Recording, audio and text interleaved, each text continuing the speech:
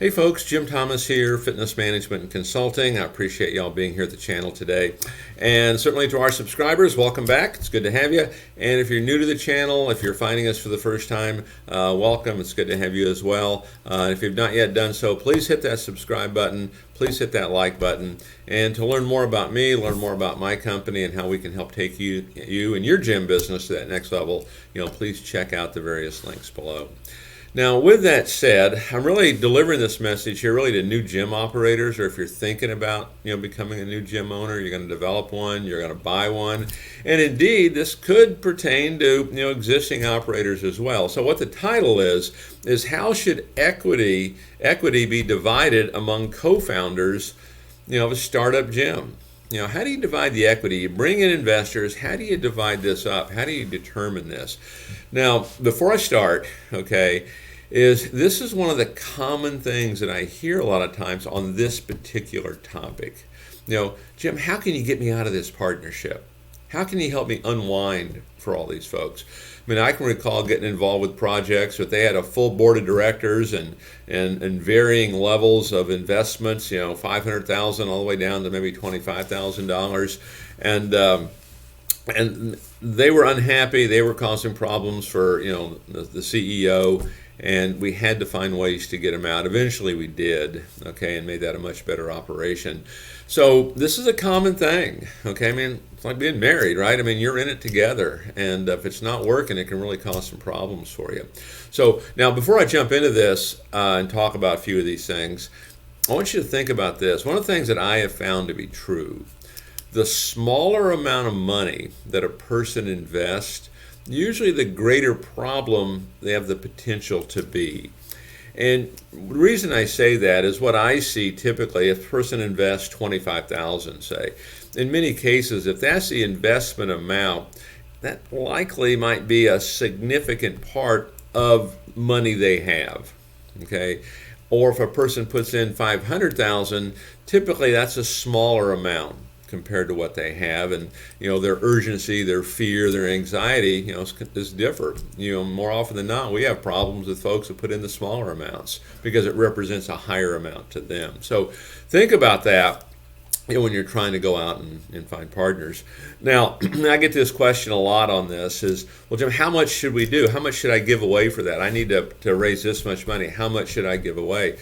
And the truth is, there's no one answer for this. The key thing I want to suggest for you, number one, no matter what you do, make sure you control, controlling interest. You want at least 51% ownership. If you find yourself giving up percentages and it puts you in that spot where you have less than that, now all of a sudden you may not even have control of your own company.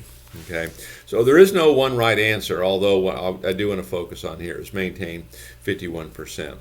And so some things we can think about: how should equity, be divided up? It can be, relative to the value of the contribution. If a person puts in 30% of the money, they get 30%. They put in 45% of the money, they get 45%. You can look at it that way. And sometimes, based on certain criteria, they can put that money in initially, and maybe it converts to debt later on. Could be a way to look at this. Another way to look at this, the vesting can be dependent upon the continued participation. The vesting amount can be dependent upon continuing participation. If they're heavily involved, they start off with the company, maybe they've got 25%, and they're involved, they're doing things. Maybe they could be the sales manager for that matter, but it's dependent upon their continuing participation, because you don't want to, give away 25% to somebody and now they're no longer there. Vesting, it can be, or how much equity do you want to give up? The amount of time they're going to commit to the business. Are they simply going to be a silent investor, a silent partner? Are they involved? Are they doing the street marketing team function? Are they a sales manager? Are they overseeing your PT? The amount of time they commit to the business. How involved are they? And you may not want them involved at all. You might just say, hey, here's what we're looking for. Here's the return that we can afford to do. We'll do that. Their investment, it could simply be the cash compensation that they receive as an employee. You're just simply going to hire them. Hey, they've got investment here, and when the thing sells or when you hand out dividends, they can participate. But other than that, here's a compensation that they're going to get as an employee. Okay. Whether the founders will be contributing cash as the investment, they can be just, providing cash, as this investment. They could be providing debt. Sometimes on this, the co-founders, sometimes they provide a signature.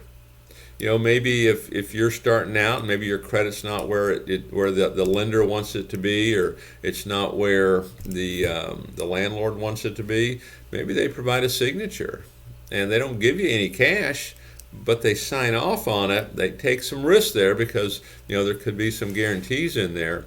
That could be what it is. So there's no actual cash. There's some other things in there. But and these percentages can be anything that works. But here's the thing. If you don't get the first deal done, you'll never get the second deal done. Now, I learned that when I was doing mine. I remember first location I did. I took probably a B location. We were having a real hard time finding a place. I took a B location because what I knew, I wanted to do multiples, and I could never do 2, 3, 4, 5, 6, and 7 if I didn't do number 1. So we had to make some compromises in there. When you're trying to decide equity, whether one person wants to maintain control over the decision making. One of the things I wouldn't do, I wouldn't go 50-50. If you go 50-50, everything's going to be a stalemate. Decisions are never going to get done.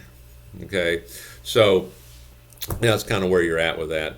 Other things you can think about here, on how should equity be divided. I'll give you an example here of something that I suggest you take a look at, something we've had great success with. Say you've got the right person to run this for you. They can run this company for you. Okay, maybe you literally give them 25%.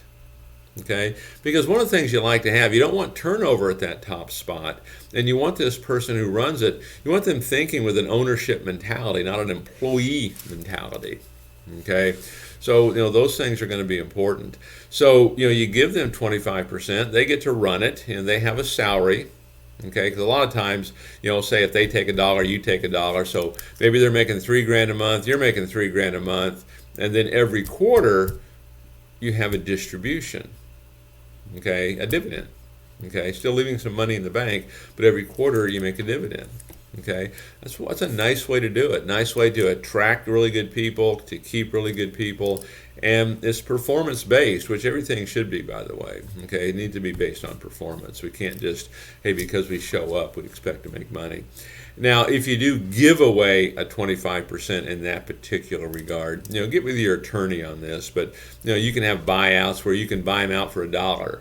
Okay, if it's not working out, it's an at-will kind of thing almost, is you can buy them out for $1 because you don't want another, they can't sell that because you don't want another person in there running it. This has to be your call. But if it works out, they do the job, you eventually sell this company. It could be a nice payday for them, and could be a nice income stream, kind of starting out. So, there's a lot of ways you can go on this equity thing. There is no one set way. I know it's a common question. And again, too often people ask me, Jim, how can I get out of this partnership? It's just not working out. I know the folks that I talk to, it's a rare thing that really works out like you want it to. Okay. And so if that's the case, maybe instead of equity, maybe you're looking for debt. Maybe you're going to borrow money, okay, and you're going to pay it back, and you don't give up your equity. And again, some of this you could say, hey, we can start off with equity, and then it converts to debt, at a certain point. It could be a way to look at it. So a lot of ways to go on that. Do your due diligence. Make sure you got the right folks involved, because if not, this can really distract you, and you're focused more on that than you are, the production of the company. So, folks, my name is Jim Thomas. My company is Fitness Management and Consulting. I appreciate you being here at the channel today, and we look forward to seeing you all in that next video.